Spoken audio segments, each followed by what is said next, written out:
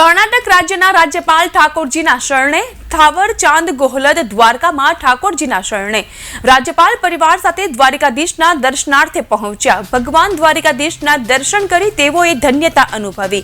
Police બંદોબસ્ત વચ્ચે રાજ્યપાલ દ્વારિકાધીશ મંદિરે પહોંચ્યા દ્વારિકાધીશના દર્શનાર્થે।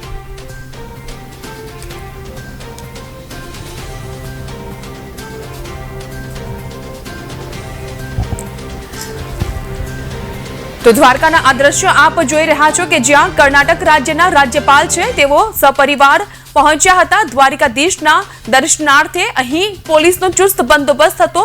અહીં મંદિરના મહંત દ્વારા તેઓનું સ્વાગત પણ કરવામાં આવ્યું, તેઓનું અભિવાદન ઝીલવામાં આવ્યું અને ભગવાન દ્વારિકાધીશના દર્શન કરીને તેઓએ ધન્યતા અનુભવી।